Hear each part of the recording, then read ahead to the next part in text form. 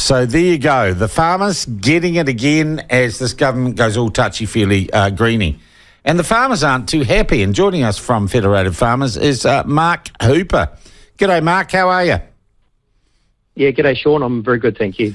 All right. So how many farmers, how many of your members might be affected by this policy change? Well, I don't actually know the answer to that, but obviously utes make up the kind of staple workhorse of much of the productive sector. So it's not just farmers that are affected, but tradies and business owners who need good, practical, solid, safe workhorses that do the job for them. All right, so it's not just the farmers, it's every plumber, every electrician, every tradie. That's right.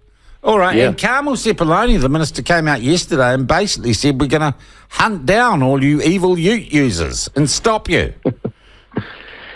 Yeah. Well, look, I think the thing here to realise is that if we remember back a little while ago, I think it was July 21, you might remember when Groundswell had one of their big tractor protests. Yeah. And it was pretty dominated by ute owners. They were up in arms about the policy, which must have just either come in or was just coming in at that time.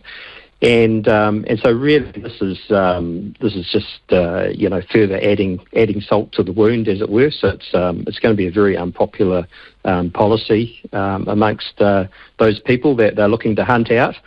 And we've certainly opposed it all the way through and continue to do so. Did you guys get consulted before this policy change? No, we didn't hear anything about this. What? They didn't even come and say, we're going to do this, this will affect you. Do you have any thoughts on that? No, not well. The original proposal did, of course, that went through the normal consultation process. But this latest rejigging, no, didn't hear anything about it until it came out. Wow.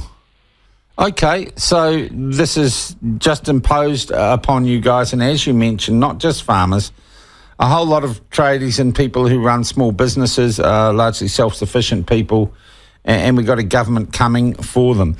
Could I ask you, are there alternative electric or hybrid vehicles available right now in the current market that farmers and these people could swap to? Tell us about what the market is looking like and whether or not there are alternate vehicles coming online.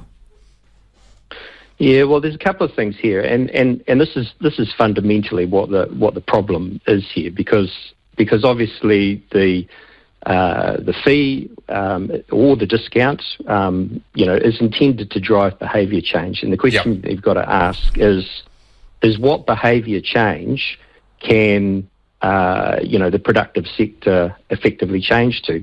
Because the answer is there are no real viable alternatives. And so, in effect, it's just a straight tax.